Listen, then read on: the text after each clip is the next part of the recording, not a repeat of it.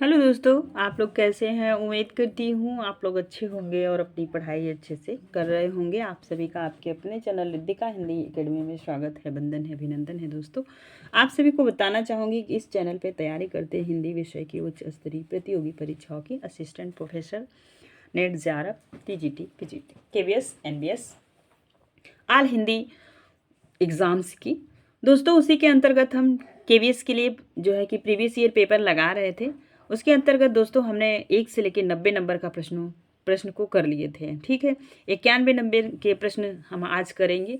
और यदि आप वीडियो में हैं तो अंत तक बने रहिएगा। प्रश्न बहुत अच्छे हैं और सब रिपीटेड प्रश्न हैं, बार बार पूछे जाने वाले और प्रीवियस ईयर के प्रश्न है। बस आपको धैर्य धारण करके देखना इसलिए ज़रूरी है कि आप अच्छे से प्रश्न आपको याद हो रहे हैं कि नहीं। प्रश्न आप देखिए, आप आंसर आपके माइंड में क्लिक हो रहा है कि नहीं। यदि प्रीवियस से लगाने का मतलब यही है कि माइंड में आपके तुरंत प्रश्न क्लिक करना चाहिए। हाँ, आप ये प्रश्न जानते हैं, आपने पढ़ा। यदि आप नहीं ऐसा कर पा रहे हैं तो 1-2 बार जरूर वीडियो को देखिए, ऐसा आपके साथ हो जाएगा। और सारे प्रश्न प्रीवियस ईयर प्रश्न तो लर्न हो जाने चाहिए। ठीक है, यदि आपको लगता है कभी नहीं हो पा रहा है दोस्तों, तो आप जो है प्रीवियस ईयर पेपर को दोहराना शुरू कर दीजिए। ठीक, और ये आज की प्रश्नोत्तरी आधुनिक काल से है। आधुनिक काल के प्रश्नों को हम लिए हैं। यदि आप इस वीडियो को देख रहे हैं, आपने पहला वीडियो नहीं देखा है तो आप किससे गुजारिश करूंगी आप पहला वीडियो अवश्य देखें। चलिए चलते हैं प्रश्नों की तरफ। गीतिका के रचनाकार हैं प्रसाद, पंत, निराला, मुकुटधर, पांडे। तो कौन है भाई निराला? गीतिका इनकी रचना है। निराला का जन्म कहाँ हुआ था? तो आप सभी जानते हैं, बंगाल में। कृतिवास रामायण बंगाल की भाषा में लिखी हुई रचना है और उसी से अंश लेके इन्होंने राम की शक्ति पूजा की रचना की थी। निम्न पंक्तियां किस प्रसिद्ध लंबी कविता की उद्धृत हैं? प्रतिपल परिवर्तित व्यूह भेद कौशल समूह राक्षस विरुद्ध प्रत्युह क्रुद्ध कपि विषम। ठीक है, बानर। तो आप यहाँ से भी समझ सकते हैं यह जो है कि पंक्ति कहाँ से उद्धृत है। राम की शक्ति पूजा, बादल राग पे 16 की प्रतिध्वनि, शेर सिंह का शास्त्र समर्पण। 93 नंबर का प्रश्न है, तो ये भी राम की शक्ति पूजा से ली हुई है। आप देख रहे हैं क्रुद्ध हो गए हैं और जो है कि प्रतिपल परिवर्तन व्यूह भेद कौशल समूह राक्षस विरुद्ध प्रत्युह क्रुद्ध कपि विषम। तो ये राम की शक्ति पूजा से यह प्रश्नोत्तरी यह पंक्ति ली हुई है। आगे चलते हैं। पंक्ति पढ़ते ही आप समझ गए होंगे। निराला की निम्नलिखित कविताओं में से कौन सा लंबा कविता नहीं है? भिक्षुक, कुकुरमुत्ता, राम की शक्ति पूजा, सरोज स्मृति। राम की शक्ति पूजा भी लंबी कविता है, सरोज स्मृति भी और कुकुरमुत्ता भी। भिक्षुक, देखा था हमने इलाहाबाद की पथ पर वह तोड़ती हुई पत्थर। तो भिक्षुक कविता आप बताएं 94 नंबर का। तो यह क्या है? छोटी कविता है, बहुत छोटी। पढ़िएगा, बड़ा मजा आएगा। निराला की बादल राग कविता का संबंध है। बादल राग कविता, इसका संबंध क्या है? छायावादी सौंदर्य से, प्रगतिवादी चेतना से, कि प्रयोगवादी चेतना से, प्रकृति के सौंदर्य से। ठीक है, 95 नंबर का प्रश्न आपकी स्क्रीन पे है। तो क्या होगा? प्रकृति के सौंदर्य से। बादल राग के रचयिता है। देखिए कैसा प्रश्न पूछा जा रहा है। 9 में पूछा गया है कि निराला की बादल राग कविता का संबंध है, और सन 2010 में पूछा जा रहा है। थोड़ा सा परिवर्तन के साथ प्रश्न कैसे पूछा जा रहा है, इसलिए कहते हैं ना प्रीवियस ईयर पेपर को बहुत ध्यान से पढ़ना चाहिए। तो बताइए इसके क्या होंगे? निराला मुक्त छंद के प्रणेता। इन्होंने जैसे कहा था ना कि कविता को भी छंदों से छंद से मुक्त करा लेंगे, तो वास्तव में इन्होंने मुक्त करा ही लिया। तो निराला की जूही की कली उदाहरण है मात्रिक छंद की, वर्णिक छंद की, मुक्तक छंद की, इनमें से कोई नहीं। तो बताएं आप सभी, तो मुक्तक छंद की। रबड़ छंद या किचुआ छंद, ध्यान दीजिए, किचुआ छंद भी पूछा जा सकता है, रबड़ छंद भी पूछा जा सकता है। किस कवि की कविताओं को लक्ष्य कर कहा गया है? तो ये भी है निराला जी, इन्हीं की कविताओं को लक्ष्य करके कहा गया है। ध्यान दीजिए, निराला की अंतिम कविता। हाँ, यह प्रश्न मजेदार है, बताएं अब आप। अभी आपने तुलसीदास को पढ़ा होगा ना, फिर राम की शक्ति पूजा, सरोज स्मृति, सभी तुलसीदास में आप कन्फ्यूज हो सकते हैं, लेकिन यहाँ पे प्रश्न आपसे है कि अंतिम कविता। ठीक है, तो ये कौन सी है? पत्रोत्कंठित जीवन का विष बुझा हुआ। ये निराला बहुत ही निराले थे दोस्तों, बहुत सामाजिक बंधन इन्हें परेशान किए। ठीक है, इनका भी व्यक्तित्व निराला ही रहा, नाम जैसे काम भी वैसा।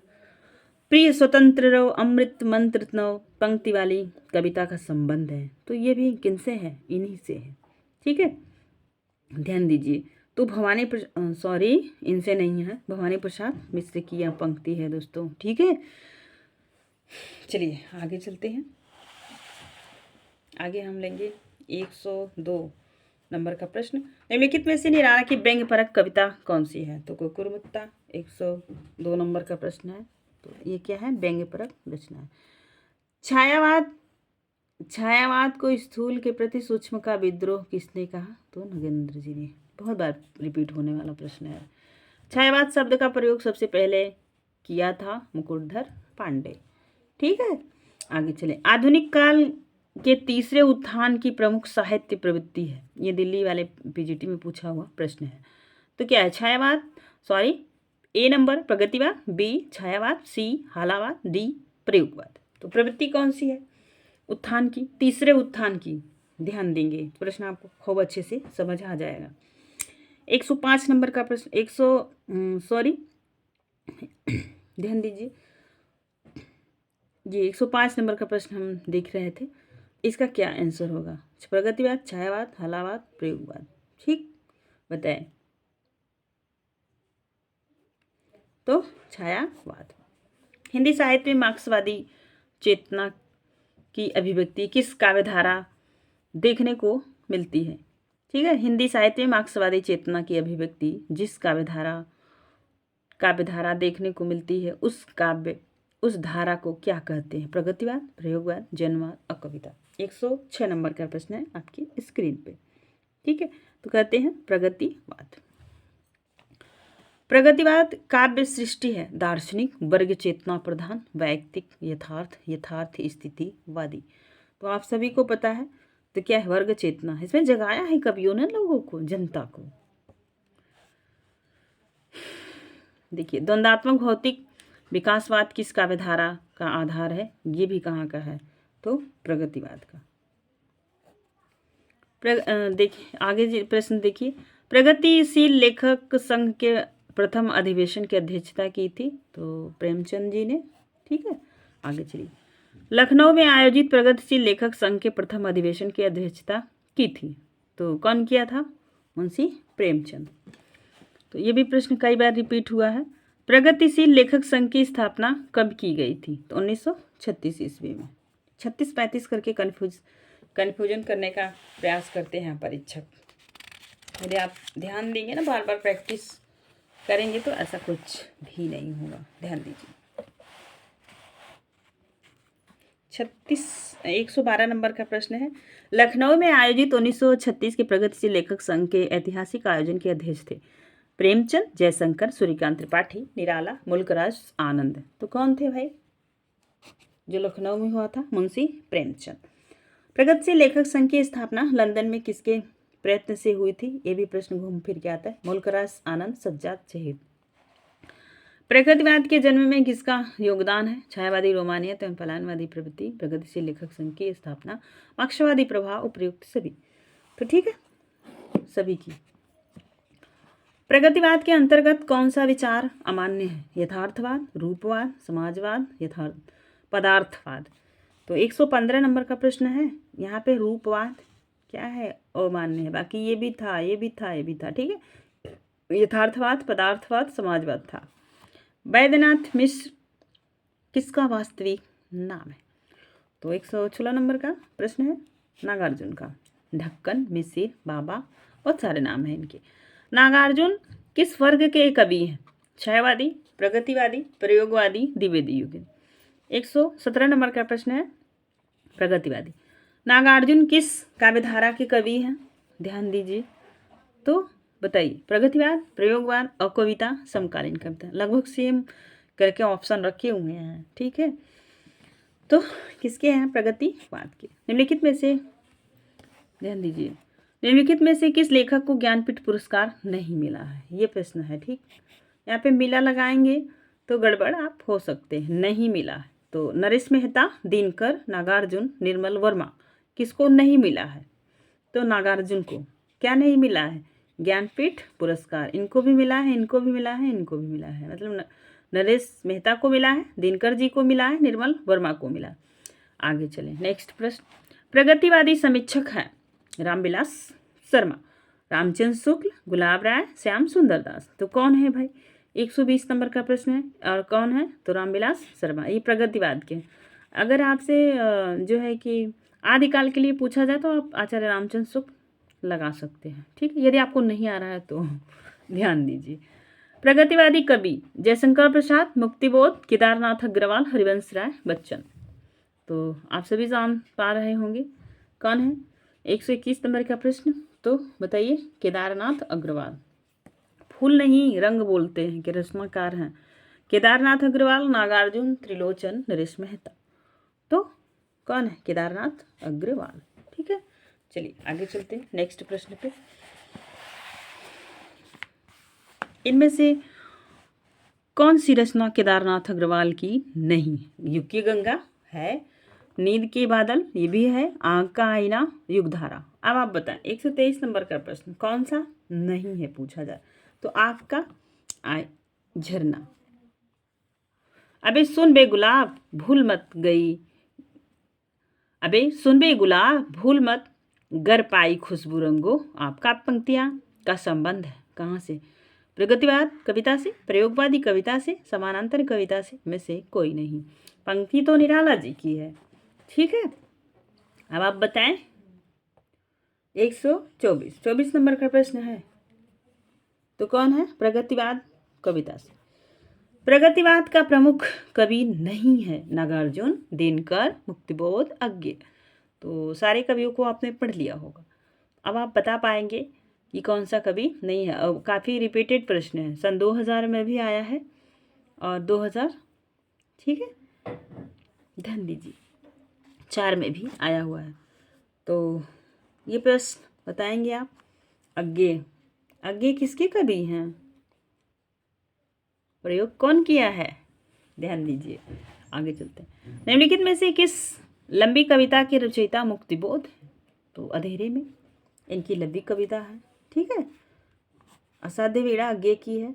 राम की शक्ति पूजा किसकी है? निराला जी की। अब पेशोला की प्रतिध्वनि कमेंट करके बताइएगा। चांद का मुंह टेढ़ा है के रचयिता है? चांद का मुंह टेढ़ा, ठीक है, ये भी मुक्तिबोध की रचना है। भूल गलती कविता के कवि हैं। अब आप बताएं 28 नंबर का प्रश्न है, 128। भूल गलती कविता के कवि है नागार्जुन, केदारनाथ अग्रवाल, त्रिलोचन और मुक्तिबोध। 128 नंबर का प्रश्न है मुक्तिबोध। अंधेरे में कविता किसकी है? मुक्तिबोध की। आगे चलिए। रहस्य पुरुष का बिंब मुक्तिबोध की किस कविता में नहीं है? अंधेरे में तो पूरा रहस्य ही भरा हुआ है। कभी पढ़िए, ये कविता थोड़ी संस्कृत भाषा से मिलते जुलते में लिखी गई, थोड़ी क्लिष्ट मानी जाती है। 130, ठीक है। तो ये भी क्या है? अंधेरे में रहस्य पुरुष का बिंब कविता में नहीं है। त्रिलोचन शास्त्री की कविताएं हिंदी के अतिरिक्त किस अन्य उपभाषा में हैं? ब्रज, मैथिली, अवधी, भोजपुरी। ध्यान दीजिए, तो सी अवधी। आगे चलिए। निम्नलिखित में दिनकर की काव्य रचना नहीं है? हुंकार, कुरुक्षेत्र, उर्वशी, त्रिधारा। तो नहीं पूछ रहा है, दिनकर की नहीं है। तो कुरुक्षेत्र आपने देखा होगा, कुरुक्षेत्र भी है, उर्वशी भी है और हुंकार भी है। त्रिधारा नहीं है, ये किसकी है? आप कमेंट करके बताइएगा, ठीक है। ध्यान दें। हारे को हरिनाम शीर्षक काव्य ग्रंथ के रचनाकार है मैथिली शरण गुप्त, रामधारी सिंह दिनकर, वियोगी हरि, सुमित्रानंदन पंत। तो रामधारी सिंह दिनकर। आगे चलते 134 नंबर के प्रश्न को देखें आप। संस्कृत के 4 अध्याय किसकी रचना है? ध्यान दीजिए, तो मुक्तिबोध की रचना है, ठीक है। रामधारी सिंह दिनकर की किस कृति को आधुनिक युग की गीता कहा जाता है? ये है ना प्रश्न आपके लायक।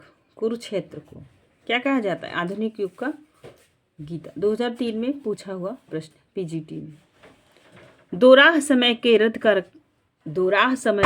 का घर घर नाद सुनो, सिंहासन खाली करो की जनता आती है। यह पंक्तियां किसकी कविता से उद्गृत है? शिवमंगल सिंह सुमन, रामधारी सिंह दिनकर, मैथिली शरण गुप्त, महादेवी वर्मा। तो आप समझ पा रहे होंगे दिनकर जी। ठीक है, आगे चलिए। बाल कृष्ण शर्मा नवीन का सर्वप्रथम प्रकाशित काव्य संग्रह कुआसी, रश्मि रेखा, कुमकुम, उर्मिला। तो 137 नंबर का प्रश्न है, आपकी स्क्रीन पे है कुमकुम। नवगीत दशक 1, 2, 3 का संपादक कौन था? 2010 में पूछा हुआ प्रश्न है। शंभुनाथ सिंह, अज्ञेय, नरेश मेहता, उमाशंकर तिवारी। तो शंभुनाथ सिंह। जो प्रश्न आपको लगे कि नहीं आ रहा है उसे नोट डाउन कीजिएगा। प्रयोगवाद के प्रवर्तक के अनुसार प्रयोगवादी कवि का मुख्य तथ्य क्या था? नए काव्य, उपकरणों का प्रयोग, भावुकता के स्थान पर बौद्धिकता की प्रतिष्ठा, नई राहों का अन्वेष, काव्य की पूर्व परंपरा का निषेध। हाँ, यह पूछ रहा है ना, प्रयोगवाद का प्रवर्तक के अनुसार प्रयोगवादी कवि का मुख्य तथ्य क्या था? अब इनमें से आप बताएं, सब तो था लेकिन उनमें से मुख्य क्या था? 139 नंबर का, 139 नंबर का प्रश्न है। तो नई राहों के अन्वेषण, ये कौन कहा था? अज्ञेय जी ने कहा था। इनके ऊपर जब आरोप लगा था तब इन्होंने सफाई दिया था। आगे चलते हैं। प्रयोगवादी कवियों की रचनाएं किस सप्तक में संग्रहित है? गुड, आगे चलिए, आप बताइए। तार सप्तक, दूसरा सप्तक, तीसरा सप्तक, चौथा सप्तक। ठीक है, ध्यान दीजिए। 140 नंबर का प्रश्न, ये कहाँ संकलित है? तार सप्तक में। ठीक है, 7 कवियों का समूह बनाया गया था। अज्ञेय कौन से वाद के कवि हैं? प्रगतिवाद, प्रयोगवाद, छायावाद, इनमें से कोई नहीं। ठीक, तो कौन से हैं? प्रयोगवाद के, इन्होंने प्रयोग किया था। चलिए, तार सप्तक में संकलित कवियों को राहों के अन्वेषी कहा था? अज्ञेय जी ने कहा था। अब इस प्रश्न पे हम ऊपर ही बात कर लिए थे। आगे चलिए। प्रयोगवाद की जन्मदात्री पत्रिका है तार सप्तक, प्रतीक, नए पत्ते, नई कविता। तो प्रयोगवाद की जन्मदात्री पत्रिका है 143 नंबर का प्रश्न है। तो तार सप्तक में। अब चलेंगे 144 नंबर के प्रश्न पे, फटाफट देखने का प्रयास करिए। इनमें से कौन प्रपद्यवाद के संबंधित नहीं है? नवीन बिलोचन शर्मा, प्रयाग नारायण, नरेश केसरी।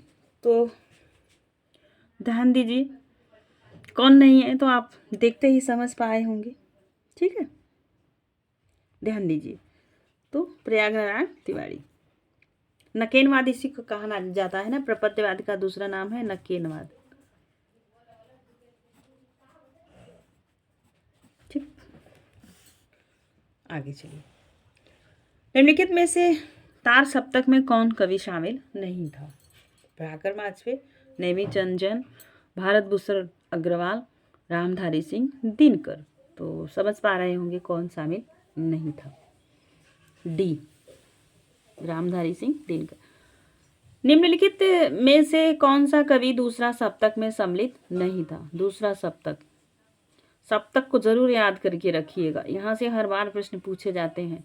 आने वाले किसी भी परीक्षा में यहाँ से प्रश्न ये नहीं पूछा जाएगा, अवश्य पूछा जाएगा। ठीक है,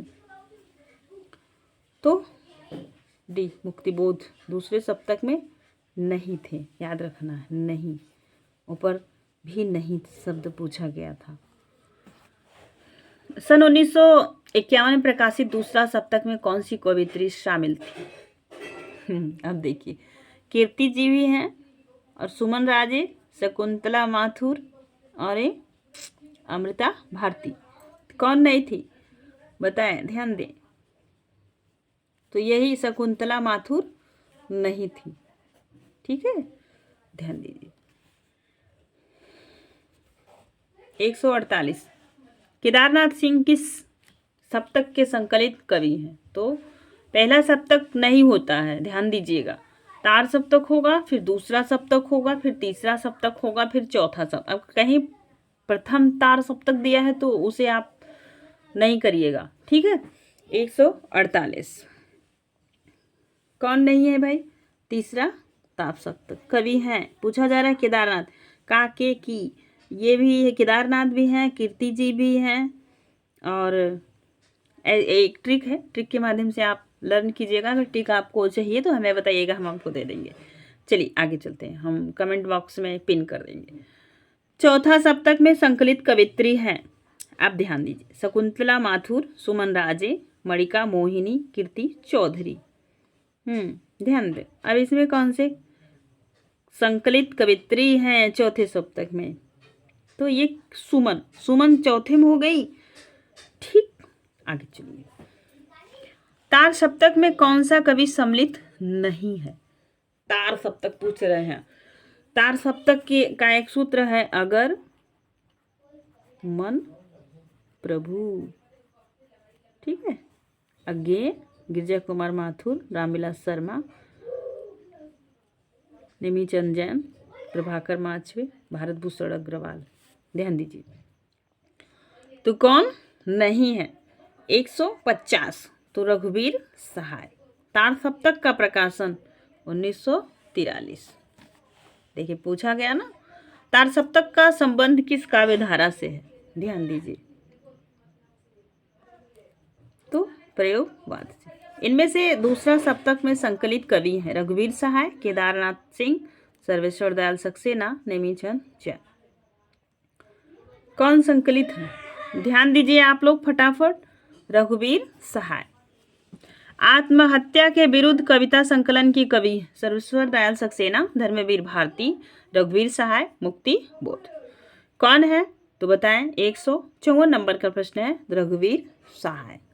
ठीक है, चलिए आज की प्रश्नोत्तरी 190 नंबर से, सॉरी, ध्यान दीजिए। लघु मानव की धारणा किसकी प्रवृत्तिगत विशेषता है? लघु मानव, ये भी प्रश्न बहुत कंफ्यूजन पैदा करता है। जीआईसी प्रवक्ता 2017 का यह प्रश्न है। तो 100, ध्यान दीजिए, 155 नंबर का प्रश्न है, लघु मानव की धारणा किसकी प्रवृत्तिगत विशेषता है? नई कविता, दलित विमर्श, प्रगतिवाद, छायावाद। तो नई कविता। ठीक है, कुआओं नदी काव्य संग्रह के रचनाकार तो आप सभी को पता है सर्वेश्वर दयाल सक्सेना। नकेनवाद किस काव्य धारा के लिए प्रयुक्त होता है? तो ठीक है, बताइए। इनमें से कोई नहीं। आपने इससे पहले प्रश्न देखा था, तो ध्यान दीजिएगा। अगर ना समझ में आए तो वीडियो दोबारा रिपीट कर लीजिएगा। चलिए आगे चलते हैं। घोर अहंनिष्ठा, अहमनिष्ठ व्यक्तिवाद किस काव्यधारा की प्रवृत्ति है? छायावाद, प्रगतिवाद, प्रयोगवाद, इनमें से कोई नहीं। ठीक है, तो प्रयोगवाद। नई कविता के प्रवर्तक थे प्रेमचंद, अज्ञेय, भारतेंद्र हरिश्चंद्र, प्रताप नारायण मिश्र। तो कौन था? अज्ञेय जी।